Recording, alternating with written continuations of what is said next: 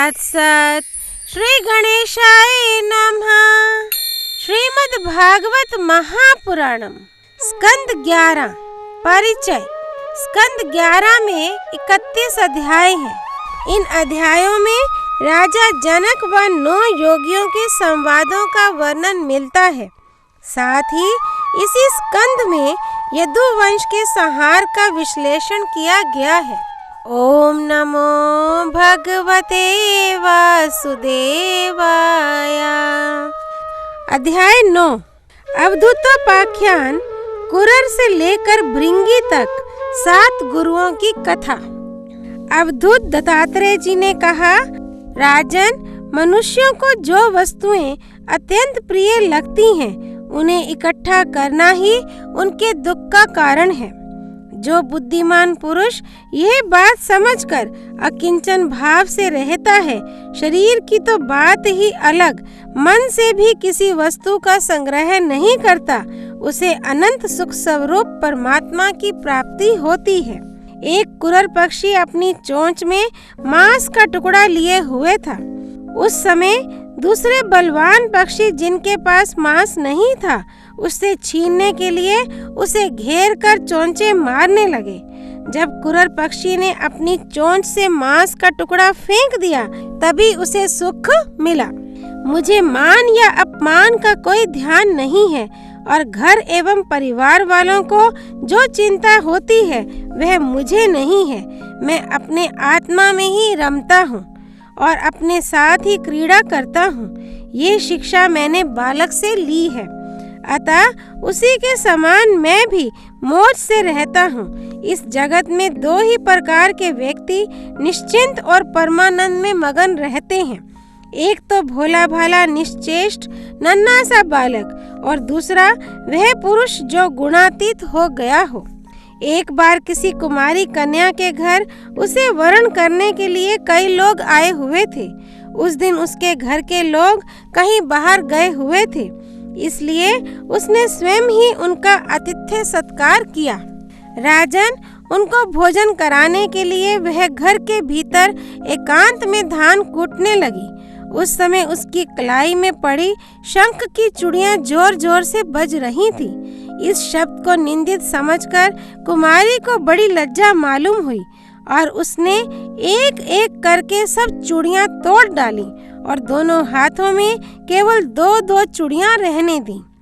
अब वह फिर धान कूटने लगी, परंतु वे 2-2 चूड़ियां भी बजने लगी। तब उसने एक एक चूड़ी और तोड़ दी। जब दोनों कलाइयों में केवल एक एक चूड़ी रह गई, तब किसी प्रकार की आवाज नहीं हुई। रिपुदमन उस समय लोगों का आचार विचार निरखने परखने के लिए इधर उधर घूमता घामता मैं भी वहां पहुंच गया था। मैंने उससे ये शिक्षा ग्रहण की कि जब तक बहुत लोग एक साथ रहते हैं तब कलह होता है, और 2 आदमी साथ रहते हैं तब भी बातचीत तो होती ही है। इसलिए कुमारी कन्या की चूड़ी के समान अकेले ही विचरना चाहिए। राजन, मैंने बाण बनाने वाले से ये सीखा है कि आसन और श्वास को जीत कर वैराग्य और अभ्यास के द्वारा अपने मन को वश में कर ले, और फिर बड़ी सावधानी के साथ उसे एक लक्ष्य में लगा दे।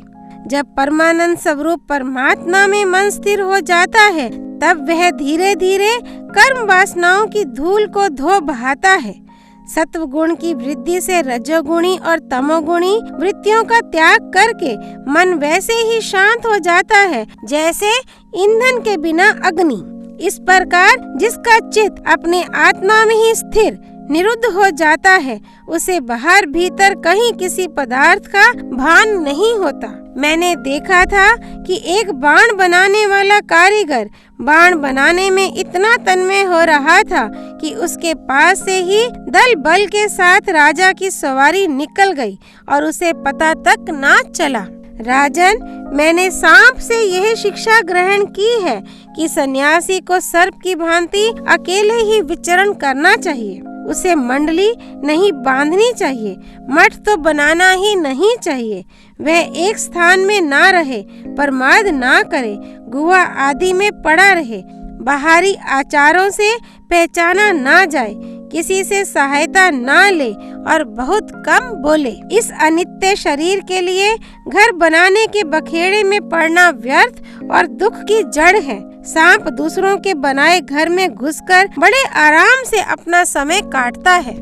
अब मकड़ी से ली हुई शिक्षा सुनो। सबके प्रकाशक और अंतर्यामी सर्वशक्तिमान भगवान ने पूर्व कल्प में बिना किसी अन्य सहायक के अपनी ही माया से रचे हुए जगत को कल्प के अंत में प्रलय काल उपस्थित होने पर काल शक्ति के द्वारा नष्ट कर दिया, उसे अपने में लीन कर लिया और सजातीय, विजातीय तथा स्वगत भेद से शून्य अकेले ही शेष रह गए। वे सबके अधिष्ठान हैं, सबके आश्रय हैं, परंतु स्वयं अपने आश्रय अपने ही आधार से रहते हैं। उनका कोई दूसरा आधार नहीं है।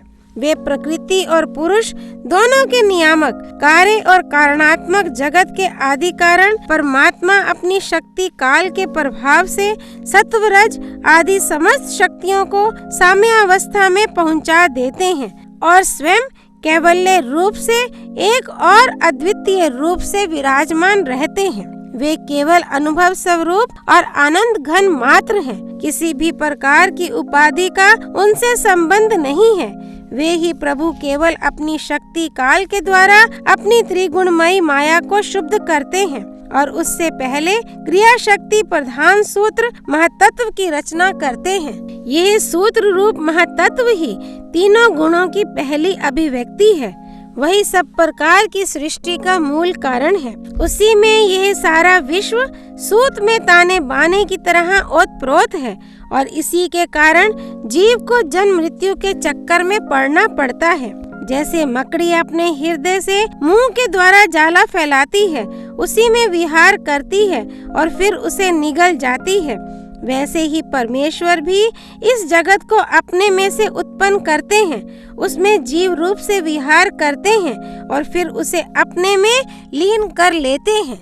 राजन, मैंने भृंगी, बिलनी, कीड़े से ये शिक्षा ग्रहण की है कि यदि प्राणी स्नेह से, द्वेष से अथवा भय से भी जानबूझकर एकाग्र रूप से अपना मन किसी में लगा दे तो उसे उसी वस्तु का स्वरूप प्राप्त हो जाता है। राजन, जैसे भृंगी एक कीड़े को ले जाकर दीवार पर अपने रहने की जगह बंद कर देता है और वह कीड़ा भय से उसी का चिंतन करते करते अपने पहले शरीर का त्याग किए बिना ही उसी शरीर से तद्रुप हो जाता है। राजन, इस प्रकार मैंने इतने गुरुओं से ये शिक्षाएं ग्रहण की।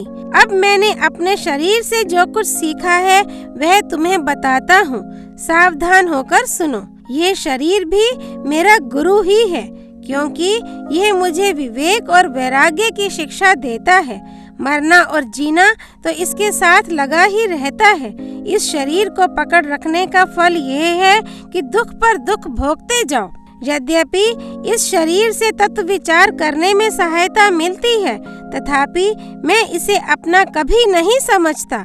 सर्वदा यही निश्चय रखता हूँ कि एक दिन इसे सियार कुत्ते खा जाएंगे। इसीलिए मैं इससे असंग होकर विचरता हूँ। जीव जिस शरीर का प्रिय करने के लिए ही अनेकों प्रकार की कामनाएं और कर्म करता है तथा स्त्री पुत्र, धन दौलत, हाथी घोड़े, नौकर चाकर, घर द्वार और भाई बंधुओं का विस्तार करते हुए उनके पालन पोषण में लगा रहता है, बड़ी बड़ी कठिनाइयां सहकर धन संचय करता है। आयुष्य पूरी होने पर वही शरीर स्वयं तो नष्ट होता ही है, वृक्ष के समान दूसरे शरीर के लिए बीज बोकर उसके लिए भी दुख की व्यवस्था कर जाता है। जैसे बहुत सी सौतें अपने एक पति को अपनी अपनी ओर खींचती हैं, वैसे ही जीव को जीभ एक ओर स्वादिष्ट पदार्थों की ओर खींचती है तो प्यास दूसरी ओर, जल की ओर, जननेंद्रिय एक और स्त्री संभोग की ओर ले जाना चाहती है तो त्वचा, पेट और कान दूसरी ओर कोमल स्पर्श, भोजन और मधुर शब्द की ओर खींचने लगते हैं। नाक कहीं सुंदर गंध सूंघने के लिए ले जाना चाहती है तो चंचल नेत्र कहीं दूसरी ओर सुंदर रूप देखने के लिए। इस प्रकार कर्मेंद्रियां और ज्ञानेंद्रियां दोनों ही इसे सताती रहती हैं। वैसे तो भगवान ने अपनी अचिंत्य शक्ति माया से वृक्ष, सरीसृप, रेंगने वाले जंतु, पशु, पक्षी, डांस और मछली आदि अनेकों प्रकार की योनियां रची, परंतु उनसे उन्हें संतोष न हुआ। तब उन्होंने मनुष्य शरीर की सृष्टि की। यह ऐसी बुद्धि से युक्त है जो ब्रह्म का साक्षात्कार कर सकती है। इसकी रचना करके वे बहुत आनंदित हुए। यद्यपि ये मनुष्य शरीर है तो अनित्य ही, मृत्यु सदा इसके पीछे लगी रहती है, परंतु इससे परम पुरुषार्थ की प्राप्ति हो सकती है। इसलिए अनेक जन्मों के बाद यह अत्यंत दुर्लभ मनुष्य शरीर पाकर बुद्धिमान पुरुष को चाहिए कि शीघ्र से शीघ्र मृत्यु के पहले ही मोक्ष प्राप्ति का प्रयत्न कर ले। इस जीवन का मुख्य उद्देश्य मोक्ष ही है। विषय भोग तो सभी योनियों में प्राप्त हो सकते हैं, इसलिए उनके संग्रह में ये अमूल्य जीवन नहीं खोना चाहिए। राजन, यही सब सोच विचार कर मुझे जगत से वैराग्य हो गया। मेरे हृदय में ज्ञान विज्ञान की ज्योति जगमगाती रहती है। ना तो कहीं मेरी आसक्ति है और ना कहीं अहंकार ही। अब मैं स्वच्छंद रूप से इस पृथ्वी में विचरण करता हूँ। राजन, अकेले गुरु से ही यथेष्ट और सुदृढ़ बोध नहीं होता, उसके लिए अपनी बुद्धि से भी बहुत कुछ सोचने समझने की आवश्यकता है। देखो, ऋषियों ने एक ही अद्वितीय ब्रह्म का अनेकों प्रकार से गान किया है। यदि तुम स्वयं विचार कर निर्णय ना करोगे तो ब्रह्म के वास्तविक स्वरूप को कैसे जान सकोगे। भगवान श्री कृष्ण ने कहा, प्यारे उद्धव, गंभीर बुद्धि अवधूत दत्तात्रेय ने राजा यदु को इस प्रकार उपदेश किया। यदु ने उनकी पूजा और वंदना की। दत्तात्रेय जी उनसे अनुमति लेकर बड़ी प्रसन्नता से इच्छा अनुसार पधार गए। हमारे पूर्वजों के भी पूर्वज राजा यदु अवधूत दत्तात्रेय की यह बात सुनकर समस्त आसक्तियों से छुटकारा पा गए और समदर्शी हो गए। इसी प्रकार तुम्हें भी समस्त आसक्तियों का परित्याग करके समदर्शी हो जाना चाहिए। अध्याय 9 संपूर्ण। श्री विष्णु भगवान की जय। ब्रह्म बेता दत्तात्रेय जी की जय। द्वारकाधीश भगवान श्री कृष्ण की जय। द्वारकापुरी की जय। कृष्णा अर्पणमस्तु। वृंदावन बांके बिहारी लाल की जय। जय जय श्री राधे।